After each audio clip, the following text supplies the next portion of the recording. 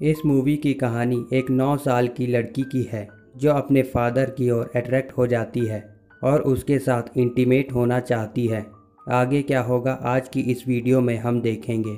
Hello friends, welcome to god of romance Hindi. दोस्तों, आज की इस मूवी का नाम है ऑर्फन। मूवी की शुरुआत में हम एक मैरिड कपल जॉन और कैट को देखते हैं। इनकी रिलेशनशिप कुछ खास अच्छी नहीं चल रही थी क्योंकि कैट ने अभी अभी अपनी बेटी को खोया था जो कि पैदा होने से पहले कैट के पेट में ही मर गई थी। इस हादसे की वजह से कैट डिस्टर्ब रहने लगी थी। उसने ड्रिंक करना भी शुरू कर दिया था। इस हादसे से उभरने के लिए कैट एक थेरेपिस्ट के पास जा रही थी और उसने शराब पीने की लत पर भी काफ़ी कंट्रोल किया था। कैट ने अपनी बेटी जेसिका को अपने घर के पास ही दफनाकर उस पर फूलों का एक पौधा लगा दिया था। कैट को लगता था कि जैसे जैसे ये पौधा बड़ा होगा वैसे वैसे जेसिका भी बड़ी होती जाएगी। जेसिका के अलावा कैट का एक बेटा और एक बेटी होती है जिनका नाम डैनियल और मैक्स होता है। एक दिन कैट और जॉन अनाथ आश्रम से एक लड़की को अडॉप्ट करने का डिसीजन लेते हैं। अगले सीन में कैट और जॉन दोनों एक अनाथ आश्रम में जाते हैं। वहाँ पर वो एक एस्थर नाम की लड़की को देखते हैं। कुछ देर बातें करने के बाद जॉन और कैट को एस्थर इतनी पसंद आती है कि उसे ही अडॉप्ट करने का डिसीजन लेते हैं। वहाँ की इंचार्ज सिस्टर दोनों को बताती है कि एस्थर रशिया से है लेकिन फिर भी वो बहुत अच्छी इंग्लिश बोल लेती है। सिस्टर कहती है कि जो फैमिली उसे यहाँ लेकर आई थी वो एक फायर एक्सीडेंट में मर गए थे लेकिन एस्थर उस एक्सीडेंट से बच गई थी। अब जॉन और कैट एस्थर को अपने घर पर ले आते हैं। अब एस्थर जल्दी ही फैमिली से घुल मिल गई थी और उसने मैक्स से भी साइन लैंग्वेज में बात करना सीख लिया था। मैक्स को जन्म से ही सुनाई नहीं देता है, इसीलिए मैक्स इशारों में ही बात करती है। अब कैट और जॉन अपना ज़्यादा टाइम एस्थर को ही देने लगे थे जिसके चलते कैट के बेटे डैनियल को जलन होने लगी थी। एस्थर के आने से कैट बहुत खुश होती है। एक रात जब जॉन और कैट दोनों इंटीमेट हो रहे थे तभी अचानक एस्थर मैक्स के साथ वहाँ पर आ जाती है और कहती है, लाइट कटे होने के कारण मुझे अंधेरे की वजह से डर लग रहा है। मैं आप लोगों के साथ सोना चाहती हूँ।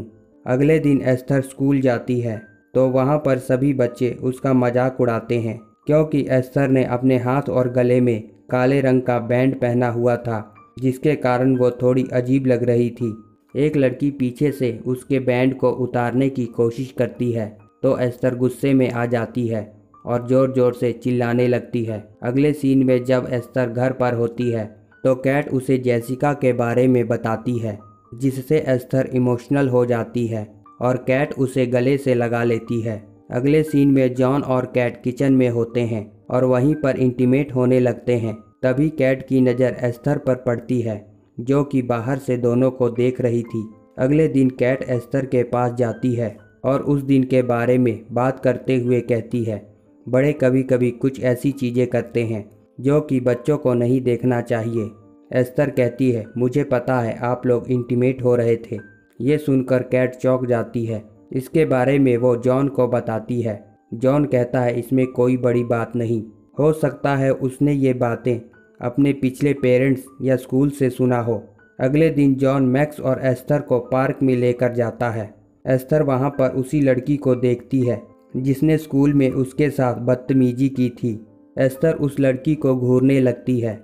जब वो लड़की स्लाइड पर जाती है तो एस्थर पीछे से आकर उस लड़की को नीचे धक्का दे देती है जिससे उस लड़की का हाथ टूट जाता है। रात को डिनर के टाइम जब कैट और जॉन उस लड़की के बारे में पूछते हैं तो एस्थर झूठ बोलती है कि वो लड़की खुद ही फिसल कर गिरी थी।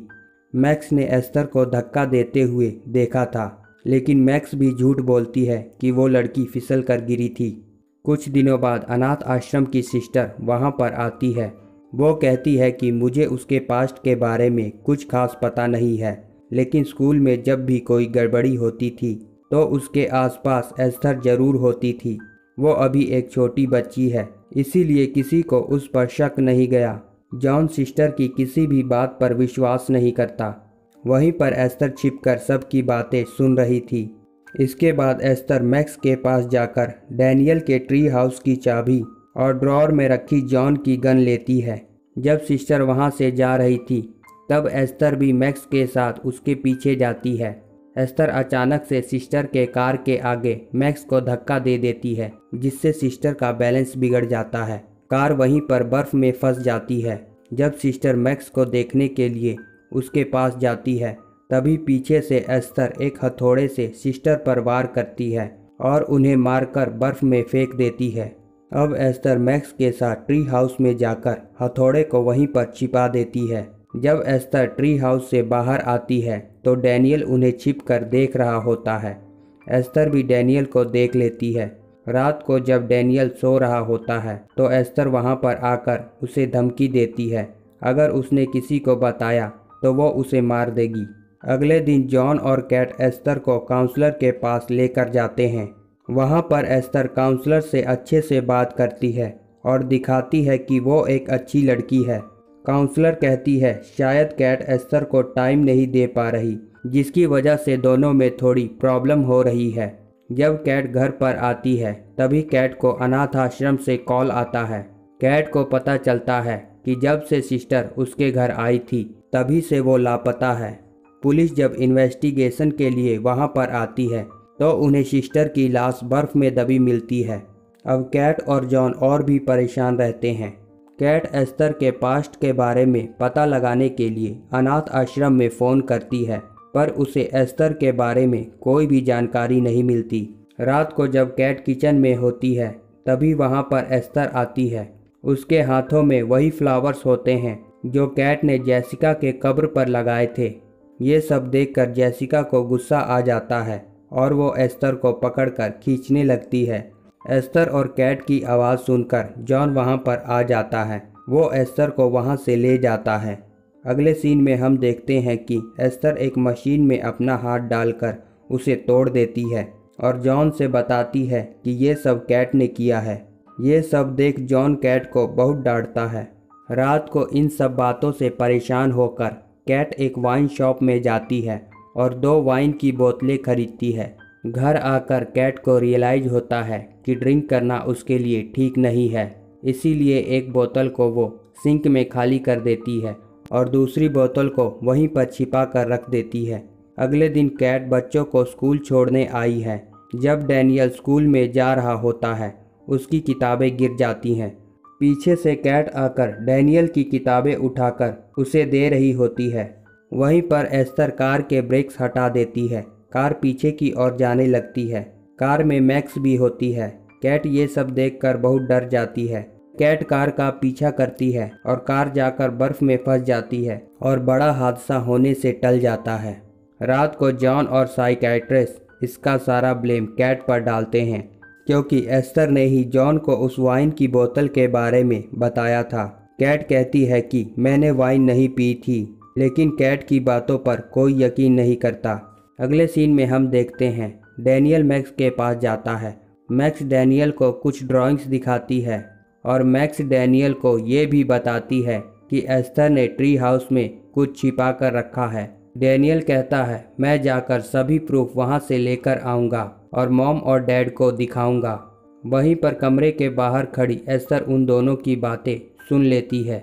अगले सीन में कैट एस्तर के कमरे की तलाशी लेती है, जहाँ पर उसे एक डायरी मिलती है जिसमें कई लोगों की फ़ोटोज़ होती है। उस डायरी के ऊपर एक लोगो लगा था जिसमें सारने इंस्टीट्यूट लिखा होता है।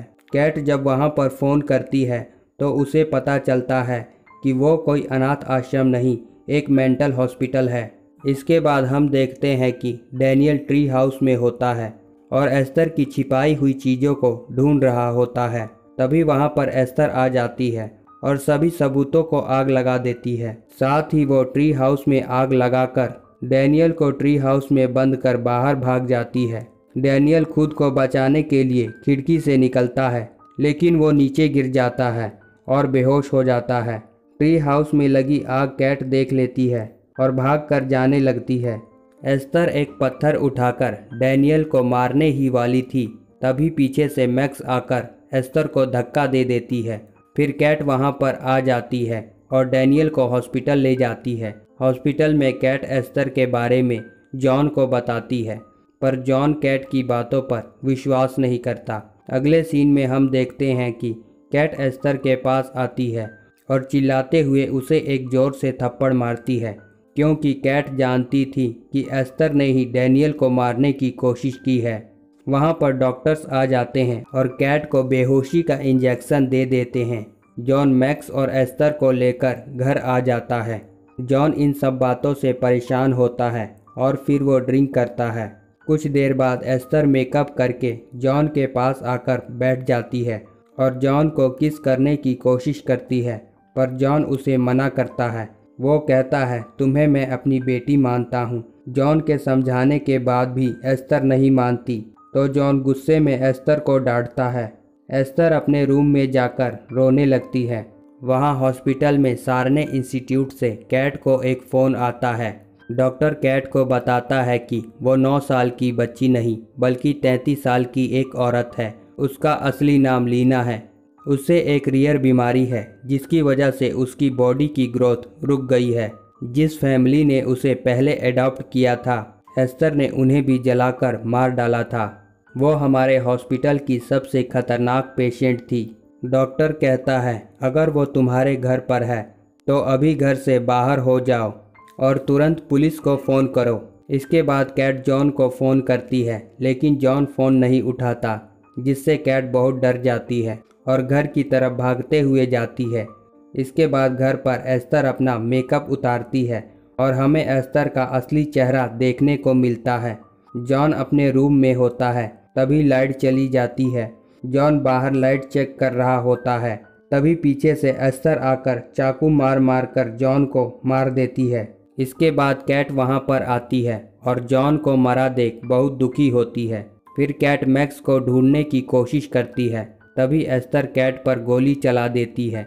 वहां मैक्स घर के पास के ग्रीन हाउस में छिपी होती है। एस्तर मैक्स को देख लेती है और उसे मारने जा रही होती है।